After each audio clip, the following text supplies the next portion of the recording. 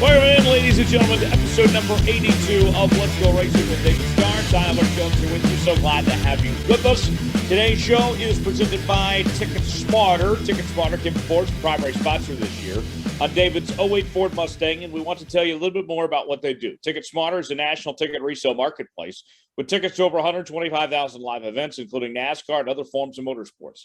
Fans can get tickets to every NASCAR Cup, Xfinity, and Camping World Truck Race throughout the season.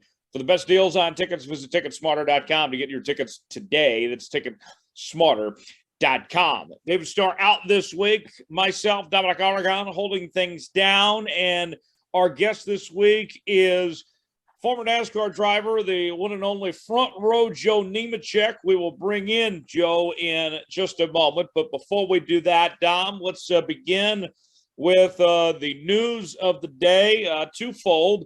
Kyle Busch has a new ride for next year. We'll get to that in just a second. But looking at the weekend that was, Bubba Wallace getting a win. And, his first real full-length win, right? He won at Daytona he won at Talladega last year in a rain-shortened race. This time gets it done from start to finish. And also plays an interesting factor in the owner's points because that 45 team that he finds himself driving for is now moving on to the next round. And so we have two completely different scenarios here in the owner standings and the driver standings. And we've seen that situation come in close where maybe a car on owner's points could make the playoffs or the chase as it was called over the years, but it never really happened until this year. And that 45 car is the first one to win of any of the playoff drivers. And Kurt Busch won that race in May in Kansas in the 45 car. And then Bubba Wallace won the 45 car at Kansas now in September. And Tyler, I believe this is the first time, Jonathan Field of the Racing Experts was the first to report, or one of the first to report. This is the first time in almost 50 years where you have two drivers that have the same car number and they sweep events at both tracks. So quite phenomenal. And that 45 car is moving on. There's going to be some drivers and I think some owners that, it's not going to match up this year in the Cup Series. We've seen this in Xfinity. We've seen this in Truck, and it's actually going to play out in the Cup Series this year. Yeah, it's fascinating. There's been three different drivers in that 45 car this year. For Bubba Wallace to get that win, though, kind of the monkey off his back of some sorts. He was talking after the race of, that one was to prove the doubters and the haters wrong. He's been showing speed all season long, Dominic, and they've been getting better really the second half of the season. Big win for Bubba Wallace and building some momentum already, I think, in the head start for 2023. And I think Jeff Burton said it best, and those comments really resonated well with me. The first 10, 11 races of the year, it looked like that 23 team, Bubba Wallace, Booty Barker, they were having – I think they had a penalty at maybe it was Coda where the crew chief was out because they had the loose wheel. And it looked like the team was imploding on itself. Coca-Cola 600 rolls around. He showed speed, didn't finish where maybe the speed showed, but consistently getting better and better each week. We're talking about Bubba Wallace picking up stage points, finishing top 10 more often than not over the last couple of months. And it showed. He put a full race together on Sunday. I think to backtrack there too to the Talladega win last year, he did show the speed. He was up front. And he just happened to be leading when the race was called short. But you're right, Tyler. This was a full-length race, 400 miles. They put it together. And it's not like it came together on a restart with 2 laps to go. These were long green flag runs that included a green flag pit stop. So we see Bubba Wallace take away the victory in the 45 car. Definitely a well-earned win by that team. Yeah, no doubt about it. And somehow Christopher Bell is leading the points. And we have a very interesting weekend ahead with the playoff picture. Dom, there's going to be some good drivers that are going to be sent home here. What alternate universe are we living in where Christopher Bell and Alex Bowman are at the top of the playoff grid? They will advance based on points, it looks like, from Bristol. Kevin Harvick below the cut line, the closer, who has done well at Bristol. Kyle Busch, who's below the cut line as well. Again, Tyler, what alternate universe is this? Yeah, unbelievable to see that happen. And then Kyle Busch announcing he's going to RCR. Dominic will break that down more in depth in our news and notes segment. But this one we kind of saw coming. The last couple of weeks, things started to head this direction. But probably the biggest driver change we've seen in the sport, maybe since Dale Jr. joined Hendrick Motorsports. I would say that's comparable. I would say Brad Keselowski leaving Penske certainly ranks up there in the modern era, but you're right. The Dale Jr. move in 2007, Kyle Busch making this move in 2022, announcing that he's going to Richard Childress Racing. A lot to break down with that, a lot to uncover. But yeah, definitely, especially in the modern era, Tyler, this has to be one of the biggest free agent moves that we have seen in the NASCAR Cup Series. And for RCR, you lose your star young talent in Tyler Reddick, and you place him with a two-time Cup Series champion here. You know, Tyler Reddick's got a bright future. I won't call it an upgrade because I'm not trying to put down Tyler Reddick at all. But for RCR, when it looked like they were down in the dumps, losing their star in Tyler Reddick, what a response by Richard Childress to go get Kyle Busch and bring him into their camp. Absolutely. I was explaining this to my grandfather, who really doesn't watch a lot of NASCAR, but he was surprised by the news today when we were talking about it. I told him, Grandpa, it's like when your Denver Broncos picked up Peyton Manning in 2012 and had this illustrious career in Indianapolis and went on to have some good years in Denver. Tyler, I would call that move like this. We have a past champion coming to another organization. He's going to make Richard Childress Racing better. And that long storied career, that future Hall of Fame career, stories are still being written. There's still a lot more to go in Kyle Busch's road, but it's a great move, I think, and he's going to only elevate Richard Childress Racing to the next level. Right. It would be in football terms like if Lamar Jackson left and you brought in Aaron Rodgers. I mean, exactly. That's what we're looking at, that type of move here. We'll have more on that later. But Dom, our guest this week, Joe Nemechek, a household name in the NASCAR world, front row Joe. Everybody knows Joe, and he's had a wonderful career in NASCAR over the years. Absolutely. He's somebody that we've talked about on the show before. We've talked about bringing him on, and we reached out to him recently. He said, yeah, I'll come on. So he is the 1992 NASCAR Xfinity Series champion. He has run over 650 races in the NASCAR Cup Series. He's run a truck team. He's run an Xfinity Series. He's run his own cup organization. And he has yet to make a start yet in NASCAR this year, but we'll get to ask him about that as the show goes on, if that might happen later this year. Joe, we appreciate you taking the time to join us here on Let's Go Racing this week. Yes, sir. Good to be on. Yeah, thank you. So we appreciate you having the time to come on and chat some racing with us and take us back to the beginning. I'm going to steal a question David always likes to ask our guests. Where did it start for you? Take us back to Florida, 1960s. Where did that passion come from to get involved in motorsports? Do you have a dad, an uncle, somebody that just, I guess, fueled that fire for you to get started in racing in the first place? Well, I think the first, when it first started, 1975, I saw a Supercross race on TV, and it was a guy named Hurricane Bob Hanna back then was racing, and saw these guys jumping these motorcycles. And I think I was, 11 years old, 12 years old. And I said, man, I'm going to do that. So I had to convince my parents to buy me a motorcycle, and learned how to ride really quick, learned how to work on my motorcycle, make it faster. And didn't take them long to get me to the racetrack. And next thing you know, we're winning races. And did that for a number of years, and then started some road race stuff with one of the guys that worked for our company. And the season was ending, so we went to a local junkyard, or I should say we went to a local racetrack, Auburndale Speedway, and found the rules for a kind of an entry-level class, mini stocks.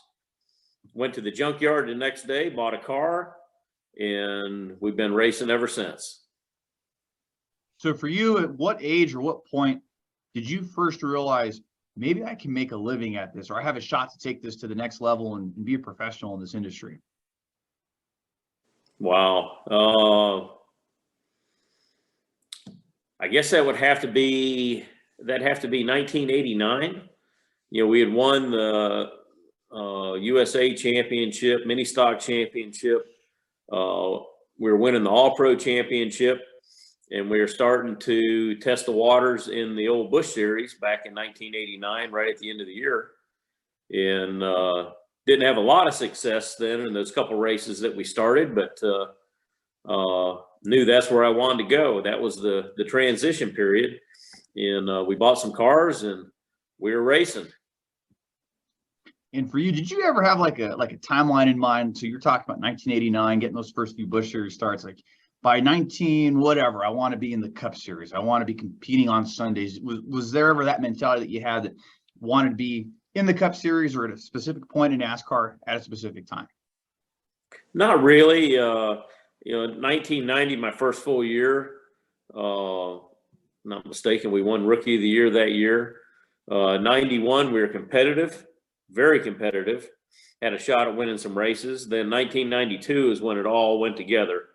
I think we won 3 or 4 races and won the championship that year.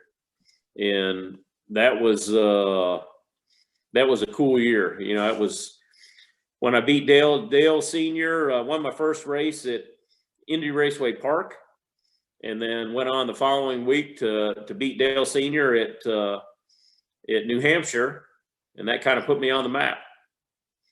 Especially when you can beat a 7-time NASCAR Winston Cup Series champion. People always talk about like their favorite Earnhardt stories, petty stories, if they were able to race against them. I mean, after something like that, I've heard time and time again that Dale would go up to the competitors that beat him and have a good conversation or just get to talk about that. Did Dale ever get to go up and talk with you, or do you have any conversations with him about that race? Oh yeah, Dale and I were good friends. He was very good friends of our family. Back when we were just getting started up here, for some reason he took a liking to me and helped me out a bunch getting started, and just became good friends. He'd come over and eat at our shop a couple days a week. He loved my mom's cooking, loved all that stuff. It was good times. He was a good man. What was Dale's favorite food that your mom made? We have to ask. Man, I couldn't tell you. I'd have to ask my mom if she remembers. That was a long time ago. So Joe, I'm sure people want to know. Let's get to it. Where did the name Front Row Joe come from? What's the origin story with the nickname? Well, I think that it all got finally cemented when Wally Dallenbach, who was my teammate, said that on national TV during qualifying when we were at Pocono. Sterling Marlin, Wally, and myself, I think were the 3 guys there. And I don't know if Sterling went first. Anyways, he was on the pole, and then Wally went, and he was on the pole, and they're like, man, ain't no one going to beat your time. And he goes, yes, they will. Old Front Row Joe's fixing to beat my time. He'll be on the pole. And ever since that day, nickname is stuck. That's great. And that reputation stayed with you. You were known for starting towards the front a lot throughout your entire career from that point. I believe you had, 10 career poles in the Cup Series? That I can't answer you, but yes, there was quite a few front row starts. I had a lot of good things going on. I remember one of the more recent polls. This was 2008 when you were running for Furniture Row Racing, and you put that 78 car on the pole, I believe, at the Spring Talladega race. And I remember talking a lot about that on TV. Hey, Front Row Joe still got it. He's starting up front.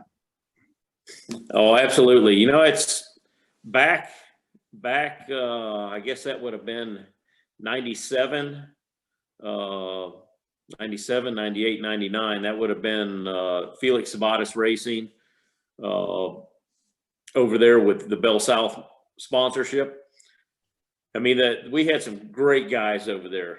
The engine shop was working hard, and I think they basically came up with qualifying engines and kind of started a whole new chapter in NASCAR racing because we were changing so many engines every weekend. But the first pole was at California Speedway. That was the first time we ran a qualifying engine, and we sat on the pole, and it started from there. So how different was it preparing for qualifying as opposed to preparing for races? Of whether it was running one engine compared to another here, how did that differ between the two? Well, I think the biggest thing, we had a practice engine that we'd go out and practice for qualifying and trying to get the car set up to go fast for a couple laps. And as soon as that practice was over, we were sticking a qualifying motor in. and those engines were only made to go, 20 miles or 25 miles. It was not a long time before they blow up. So they were getting every ounce of energy they could out of those engines. And by doing that, it gave us an advantage over all the other competitors. So next thing you know, all the competitors were having to do that too to keep up.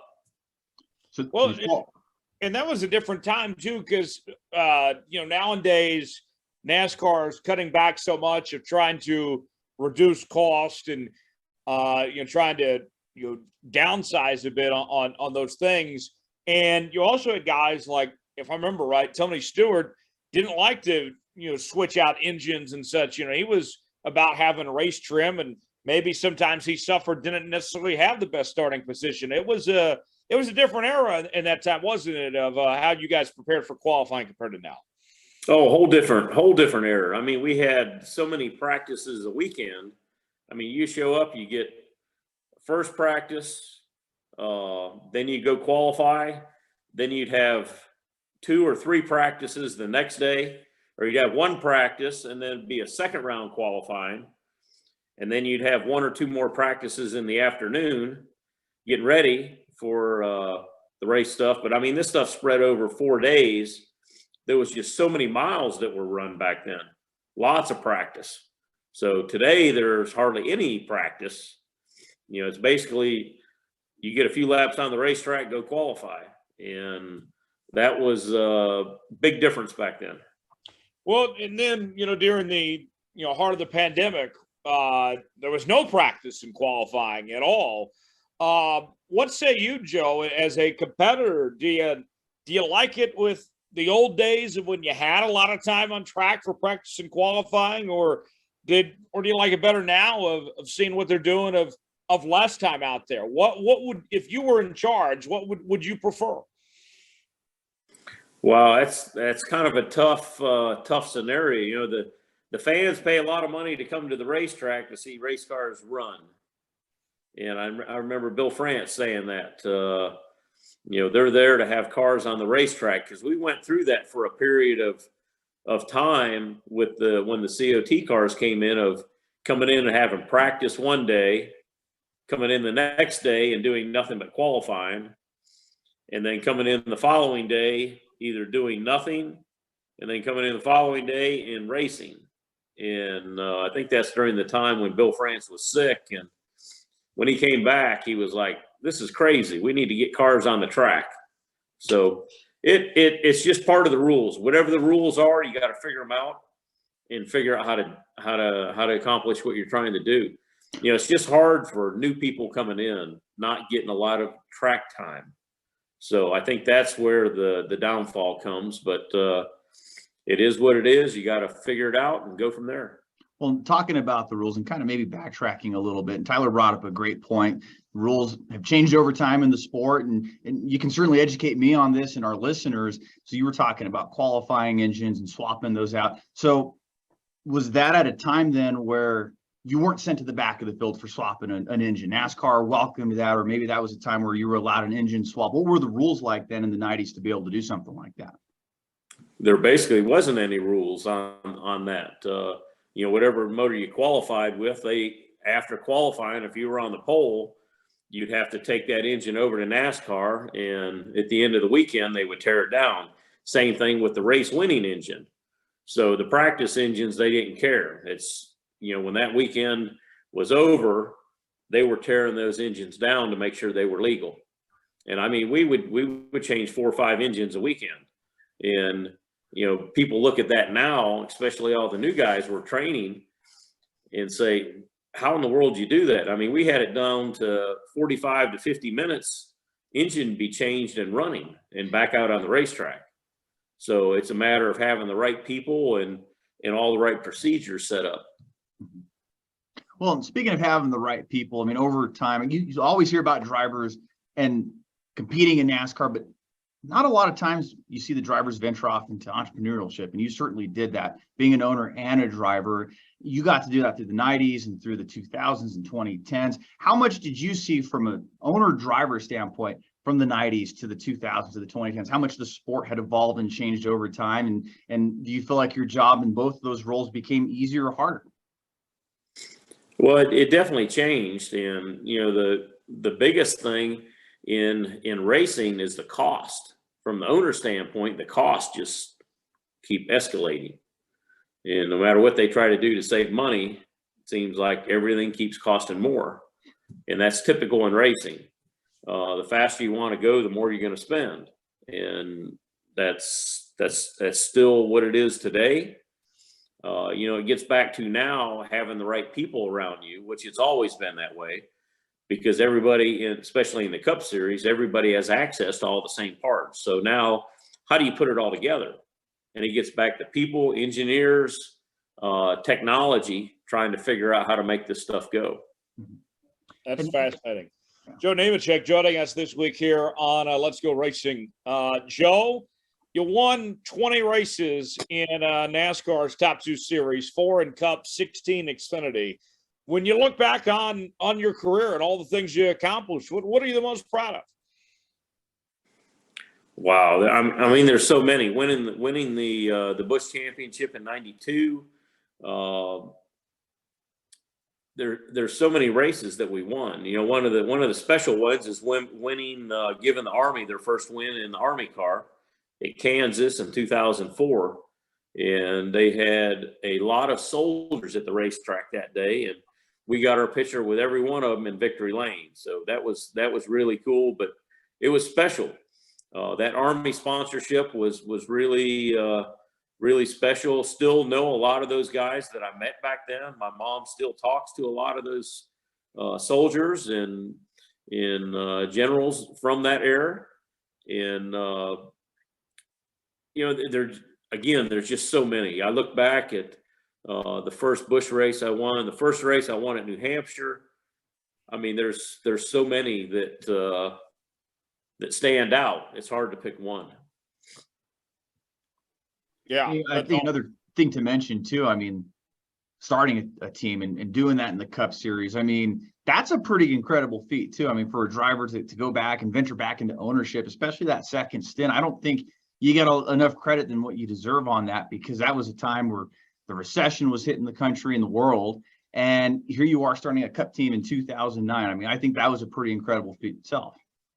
Yeah, it was definitely tough. I can tell you that. I remember, people complain about interest rates now. I mean, back then it was 14 or 17%, and it's nothing right now. I mean, that was some tough things to deal with back then. Absolutely. What would you say in that second stint was maybe the most rewarding part of being a Cup owner during that time in the early 2010s? Again, that was kind of a different, in the 2010s, it was just a different era for what we had going on. Finding sponsorship was the hardest thing, finding money to go out there and be competitive. And we started up a Cup team then, and we had a lot of success. I mean, we were qualifying well. Some of the races that we did race we ran pretty damn fast. And again, it just gets back to the people that I had around me. Old Felipe Lopez and Derek. I mean, there was a lot of good people that we put around us, and we figured some things out, and man, we made some cars go fast. And I have to give a shout out to your sister, Marty. I believe she was the one working the phones there at Nemco over the years too, if I remember correctly. That's correct. Yeah, she's retired now and living down in Florida. That's awesome. I love that. That's great. Speaking of the family business, want to ask you, Joe, about your late brother John. Raced in the Truck Series, passed away in a crash in 1997 at Homestead. For people that didn't know your brother, what kind of racer was he, and what was it like competing against John over the years? He was a lot of fun, I can tell you that. He liked to have fun, but he was competitive. If you ever pissed him off, he would get even somehow or another. He's I guess you put it back then, he was a pretty big guy, so he loved to get in fights all the time. So he took care of himself, watched out for me. One of my best friends, and that was some tough times then. But he loved to race cars. You know, we miss him a lot. That's where my son's name kind of came from after he passed, right before John Hunter was born, and kind of carrying on that legacy there. So tell me this, be honest with me. Who was the better racer between you two? I hear you say he was competitive and everything. Who had the edge between you two? I'm sure things got pretty competitive at times. As far as my brother John? Yeah, but as far as your brother John or you, yeah. I would have to say I was the one that moved up quickly, and then he started later. He didn't get a lot of the opportunities that I got. He was still learning when all this tragedy took place. Gotcha. Okay. You mentioned your son John Hunter Nemechek running in the truck series for Kyle Busch Motorsports right now, and we've seen him run some Cup and Xfinity. Tell us about John Hunter. He's had some success already in his young career. Yes, he's definitely had a lot of success. Building on all the things that I learned through my career when he started, just tried to teach him all the things that are important. And we built him a lot of very good race cars when he was running late models, Allison Legacy cars, then getting him into the truck series. He was able to win, 6 truck races with our own family-owned team. We should have won a lot more than that, but I made some dumb calls along the way, and we had some crazy things happen. But we were very, very competitive, and that's what he was all about. He wants to win, and he had an opportunity to move up, and so that's what he did, and his career has taken off. What's more rewarding for you, getting in victory lane or seeing your son get in victory lane? Well, back then it was me getting in victory lane. Now I'm not doing it a lot anymore. It's all seeing him have success, and he's doing great. I mean, he's growing up. He's a young man. He's married. He's got a little baby girl, 1.5 years old. He's got a lot of things going on in his life. He's had to grow up really quick, and I'm proud of him for everything he's accomplished. He's going to go places, definitely. Absolutely. And you guys had the opportunity to potentially race against each other in the Xfinity Series. You guys have done that in Cup 2019, a few races. This year in Daytona, not so much because of the rain situation. What's the chance we get to see you guys back on the track together in any kind of NASCAR race? Well, I hope that's all going to happen this year. We have to make that race up from Daytona, which hopefully we're going to Talladega here in a few weeks to make that race up. I'm not sure what his schedule is and what cars for Sam Hunt or what's going on yet. So trying to get all that taken care of right now. Well, and beyond that, Joe, you've had such an illustrious career in NASCAR, over 30 years in the sport.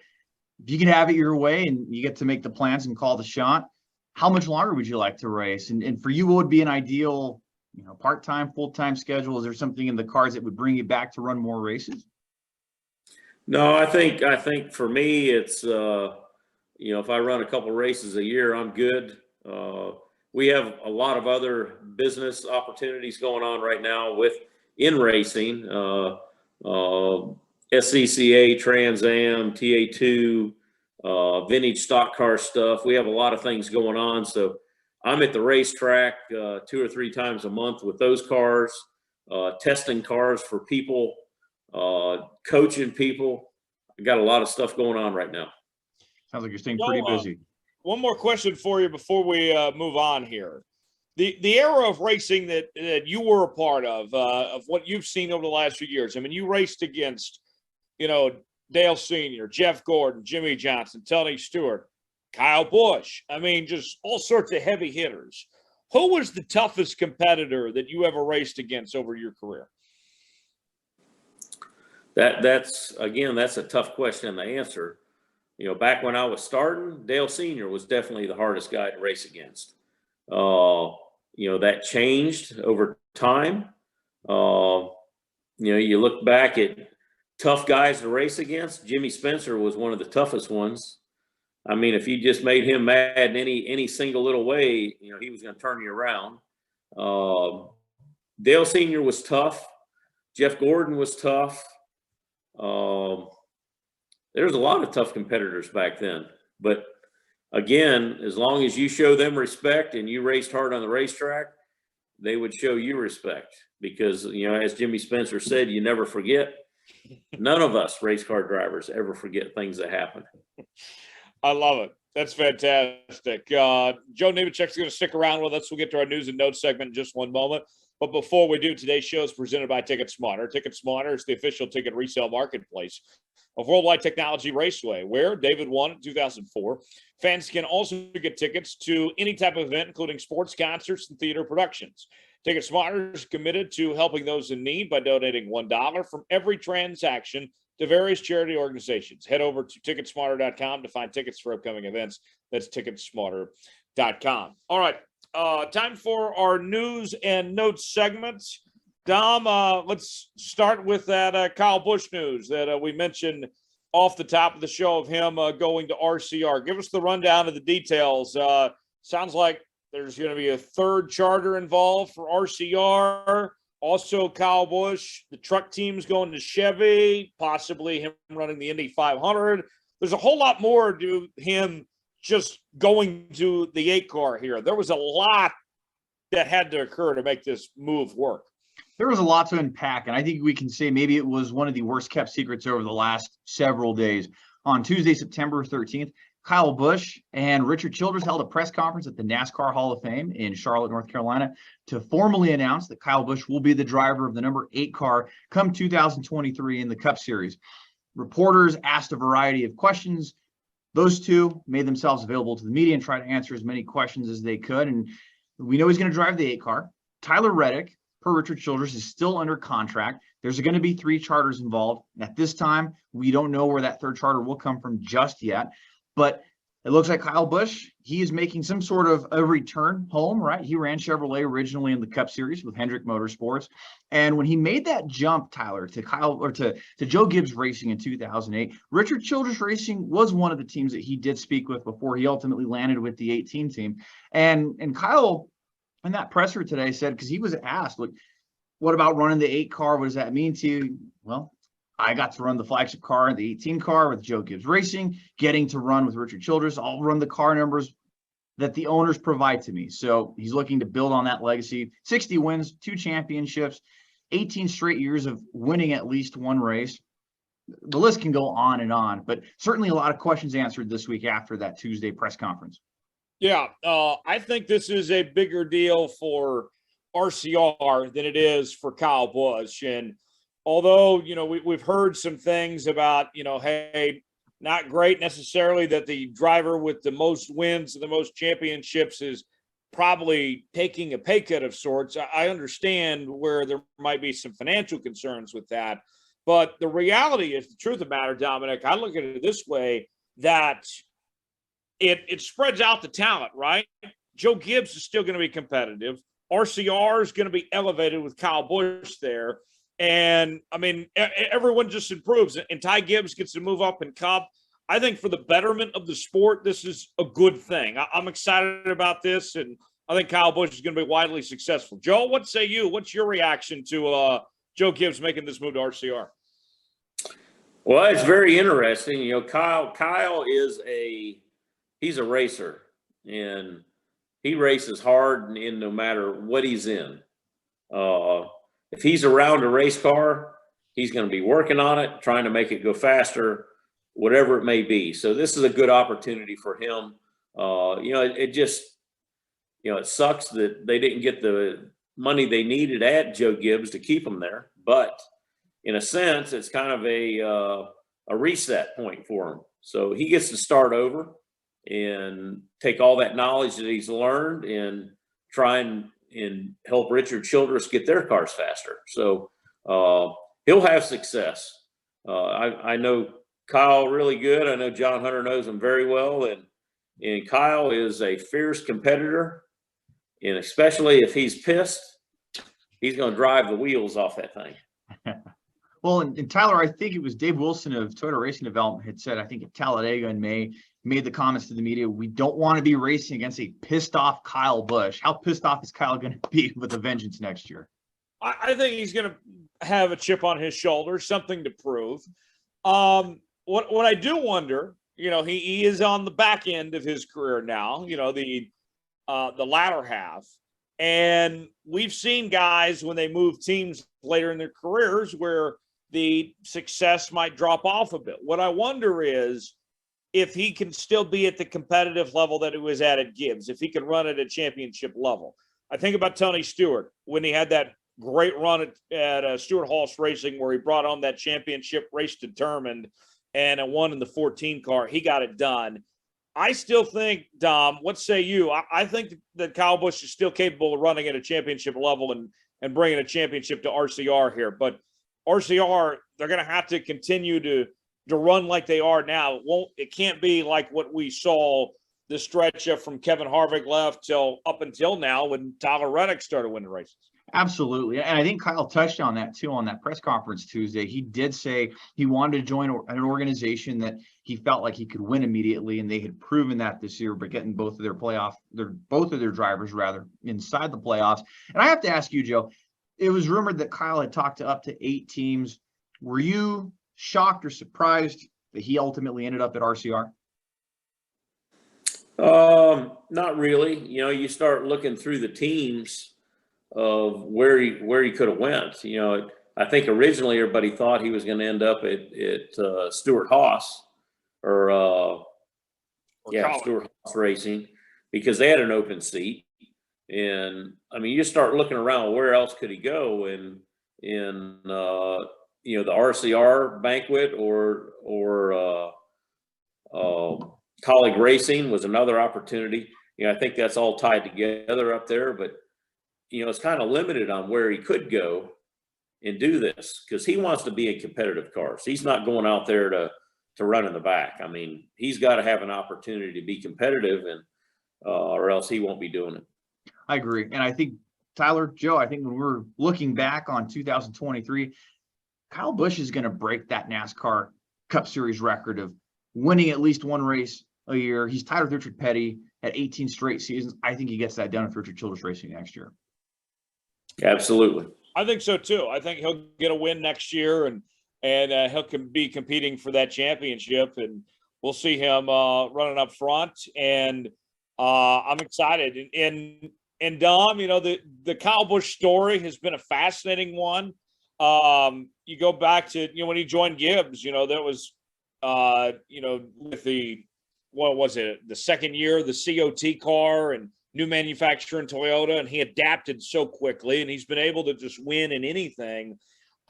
This next chapter, I think, is going to be fascinating to see what he does, switching back to Chevy and that RCR camp. They're going to be winning, but the other stuff he talked about, he's going to have the freedom to do other things. He wants to run the Indy 500 for a Chevy team. He's talked about running some other series outside of NASCAR. Joe, we might see a new Kyle Busch of some sorts, kind of be freed up, do some things he wasn't allowed to do maybe at Joe Gibbs Racing. Yeah, that's definitely going to be interesting. Kurt went off and ran the Indy 500, so he's got to top his brother somehow. That's all coming around. Real quick, guys, on this note too, the future of Joe Gibbs Racing. Ty Gibbs, have to imagine, slides into the 18 car, Dom. But Martin Truex, we don't know how much longer he's going to be around. Denny Hamlin, same could be said there. We don't know how much longer he's going to race either.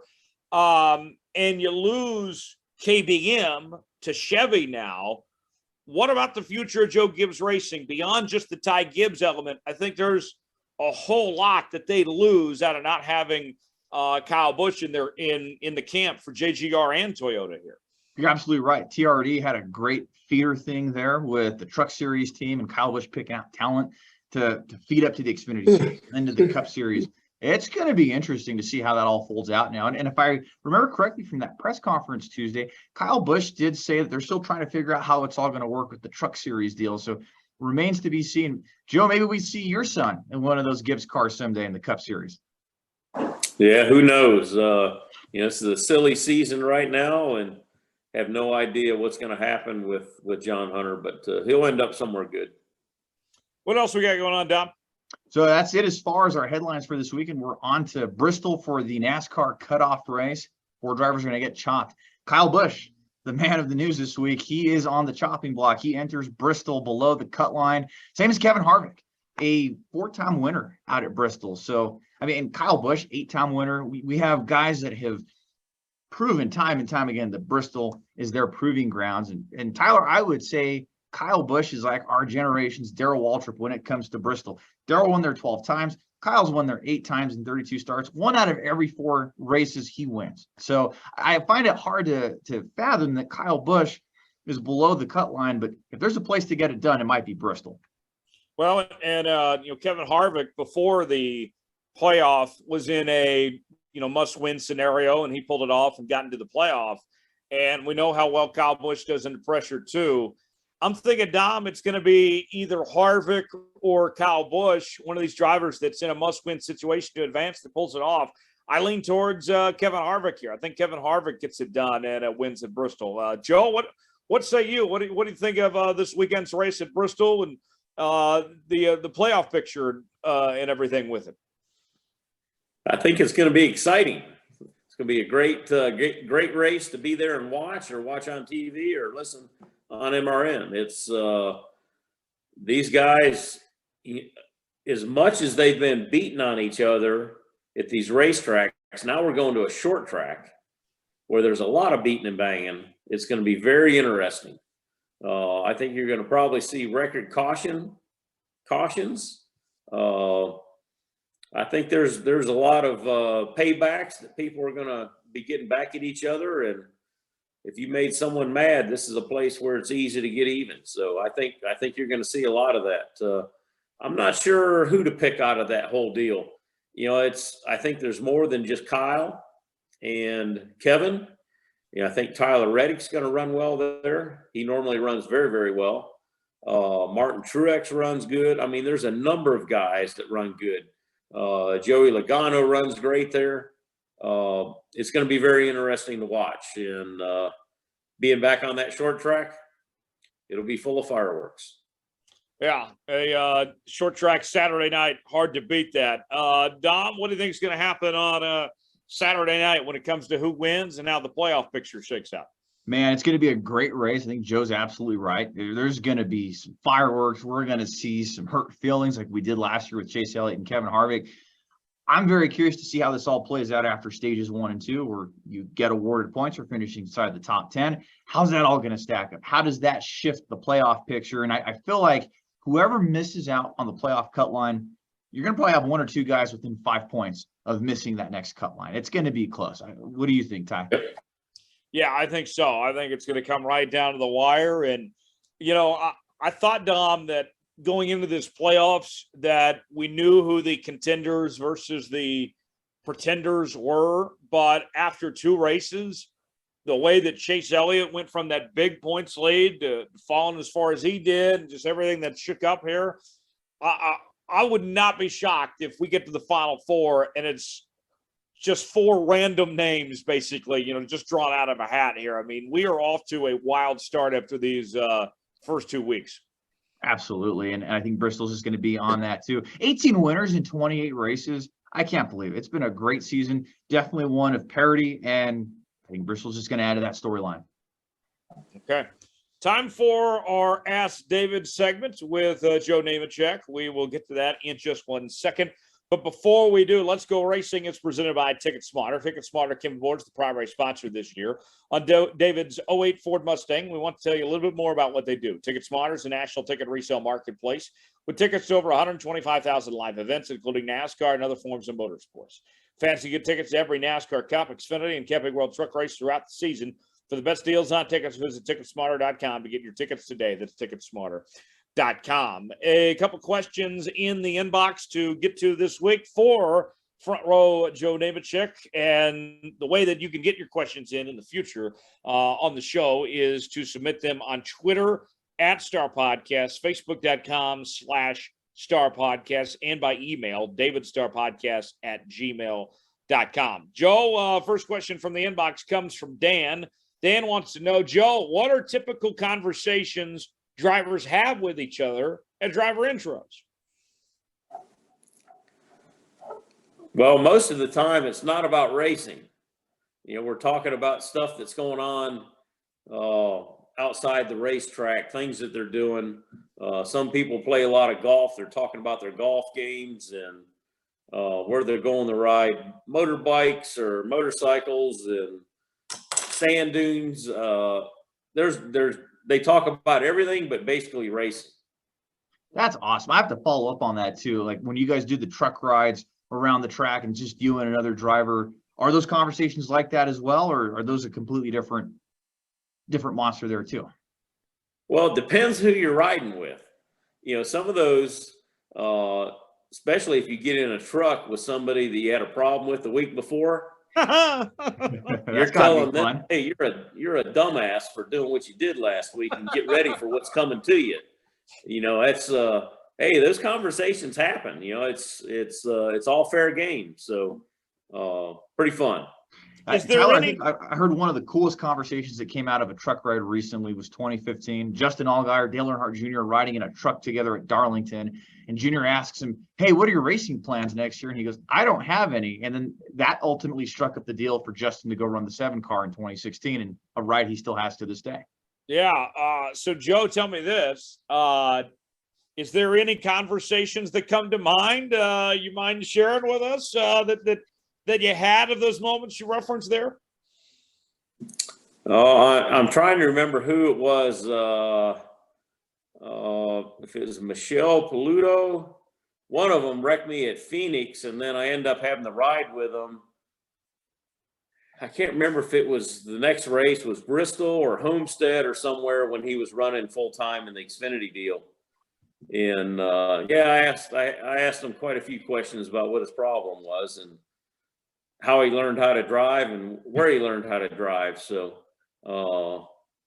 he didn't have a lot of responses, I can say that. That is too funny. I have to ask you, have you ever had any truck rides with the namesake of the show, David Starr? Actually, I think I have. I couldn't tell you what the conversations were about, but I think I've definitely rode a few times with David. I would bet David brought up the Olive Garden or Whataburger or something like that. Or the Team Texas High Performance Racing School. Right. Yeah, and it's, just his high performance racing school there. We've done stuff back when I was driving for the Army. When the soldiers would come back from overseas, they come back into Fort Hood, and we'd come down and give rides there at Texas Motor Speedway to all the soldiers that were coming back. One of the coolest things I ever done. And had a good time, met a lot of good people, and I know David was a big part of all that stuff. So just good stuff. That's awesome. That's really cool. I'm glad to see that that worked out the way that it did. Another question in the inbox comes from Davis. Question for all three of us.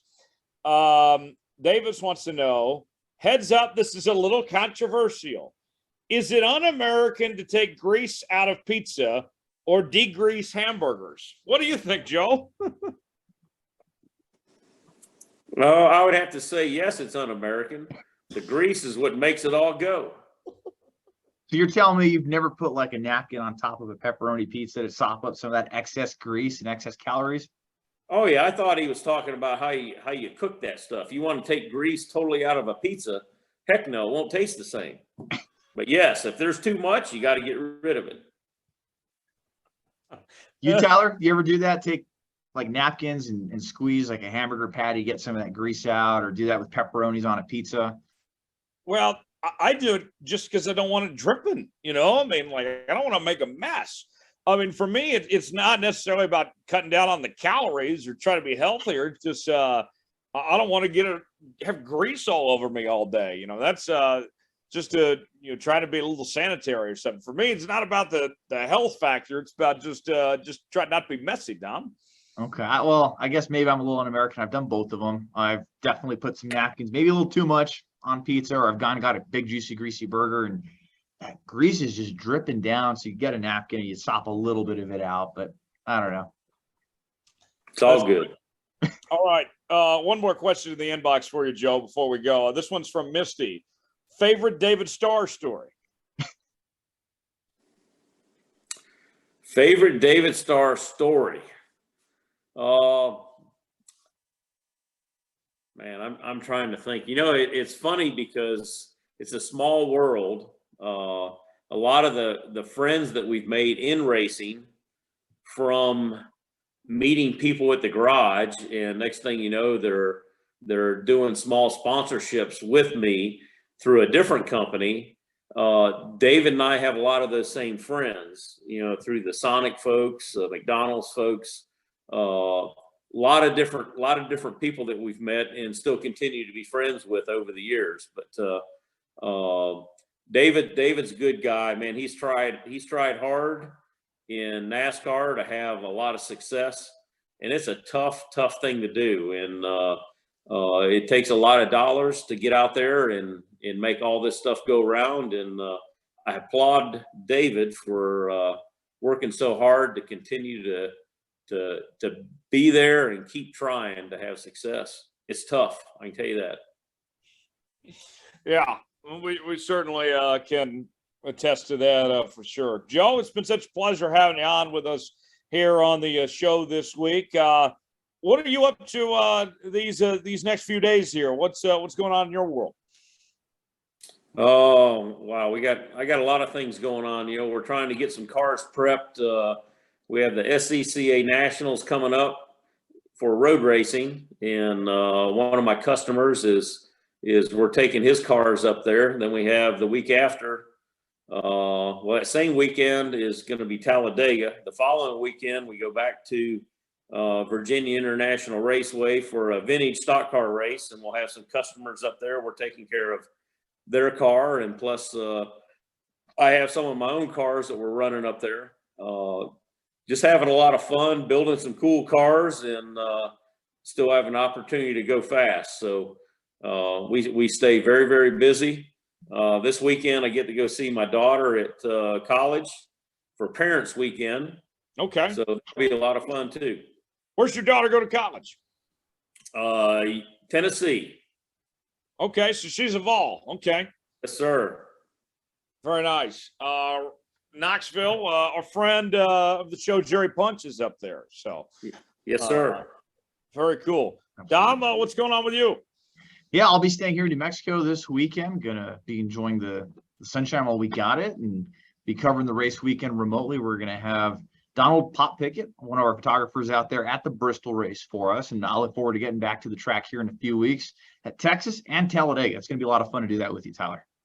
Yeah, I look forward to seeing you here. That's what, next week? I know, that's already coming up. Yeah.